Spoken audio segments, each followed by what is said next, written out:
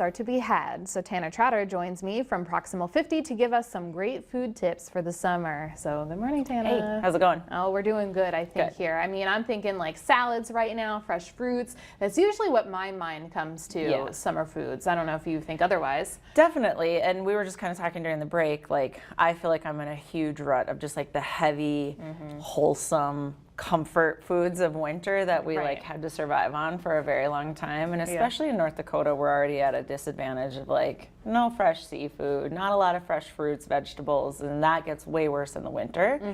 But it's kind of one of those things where if you're not eating it, it's not even really on like your craving radar. Right. And so sometimes it's hard to transition into those fresher foods, but then once you take that first bite, you're like, oh, that's amazing. That feels like a new life kind of thing.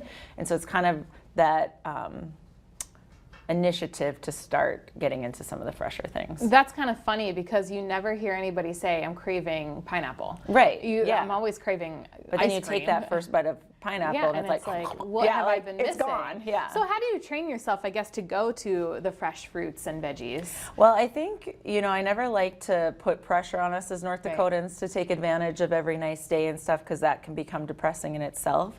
But it's like, okay, it's nice out. Okay, maybe I'm feeling a little bit more gung-ho about things. Like, just go to the grocery store on a nice sunny day and like just walk through the fresh foods. Yeah. And if that means you have to do another trip that week, but like just do the fruits, the veggies, like the proteins that aren't frozen, and then leave the store and see what that gives you, you know?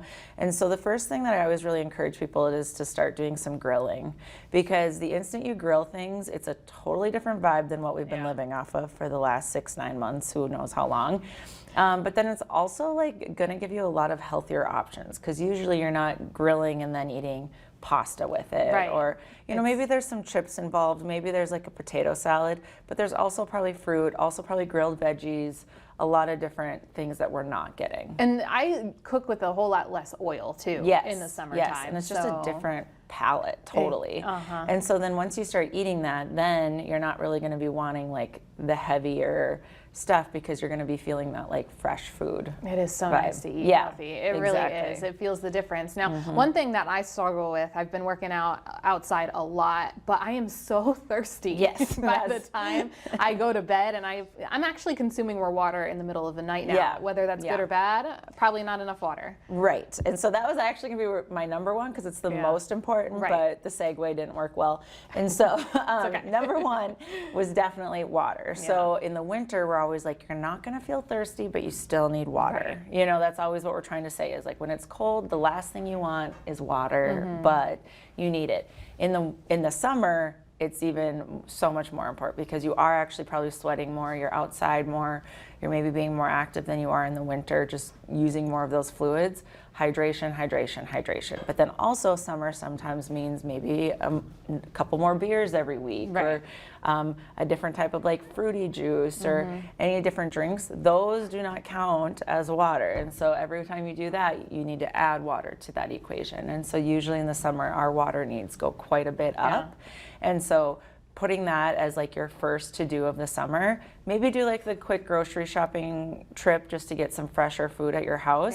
But like, I don't know, splurge on a Stanley, whatever you gotta do. It's like, popular. Get the water going, because it's only gonna get hotter. And as you start to make any benefit or positive changes, you're gonna lose the benefit if you're dehydrated. You're just gonna be working up a never-ending cliff. If you're dehydrated, your body's not gonna work with you. Is there a point where you know you're hydrated enough? Is the like? Okay, we're gonna get a little TMI, but color of your pee is definitely the way to go. Yeah, that's definitely the way to go.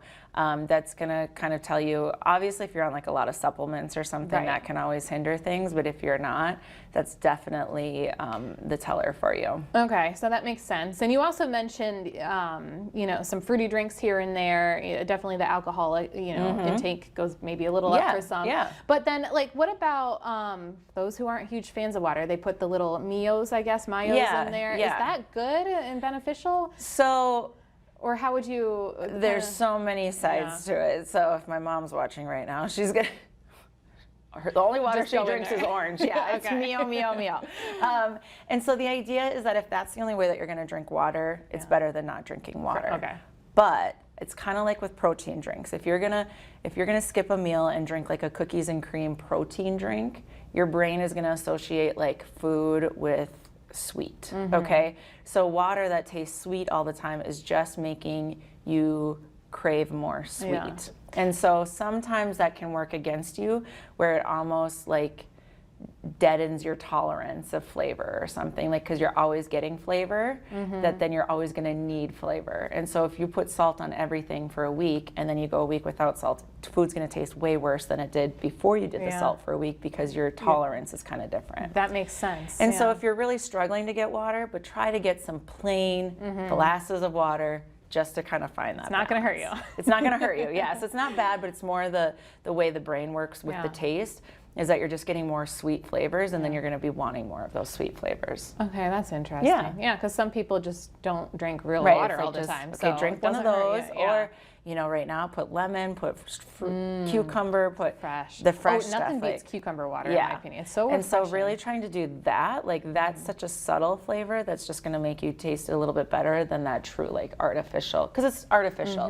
Whether it's like really bad for you or not, it's artificial and it's going to play with your body. Okay. So yeah. So drink more water. We learned that. But let's go back to food, because do we end up eating more usually in the summertime or less? I know it's different. Like, does that change at all? It's a little different because you might be eating larger quantities, but in a caloric way, probably not, because watermelon really doesn't have calories. Or you have to eat quite a few vegetables to equate those things. One thing is that people get kind of weird about fruits because of sugar. Yeah. And I always tell people, don't worry about that unless you're diabetic. If you're diabetic, you have to take those things into account.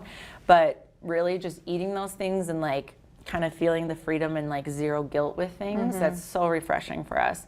Whereas in the winter, if you're kind of just watching TV and it's dark outside and you're eating, Chex Mix and stuff, a cup of that versus a cup of mixed fruit is totally different caloric-wise. So volume-wise, we're probably eating more, but caloric-wise, probably less. I know, and I don't know if you tell your kids the same way, but when I was growing up, my mom always said, you eat as much fruit as you want. She's not going to stop me. Oh, yeah. It's always like, are they going to explode? Like, if I cut up more strawberries? Or you kind of picture the Willy Wonka, like, blueberry girl. It's like, is this okay? Like, can this little body actually have this much? But it's such a natural thing that our body is just intended to use, that unless you actually have blood sugar issues. Yeah. But I think that's a great point. Anything else you want to add here? Down to like 30 seconds. So like Bismarck's doing so good. North Dakota's doing so good with like farmers markets. Yeah. And it's like, there's a lot of cool things happening right now. Take advantage of it, because it's just going to broaden your horizon going into next winter. You're just going to have newer ideas, and have more connections of things to maybe incorporate into the winter. It's a good season to be had. It really is. I like it. Yeah. Tana, where can we find more about Proximal 50? Yeah, we've got 2 locations in town, one up north and one downtown, but you can always just email us at info@proximal50.com. Check us out on Facebook, Instagram, any of it, and lots to come. All right, I'm having a salad today. Okay, I don't know what I'm having yet, so I'll try. Thanks, Tana. Thank you. Keep it here. We're talking more on North Dakota Today.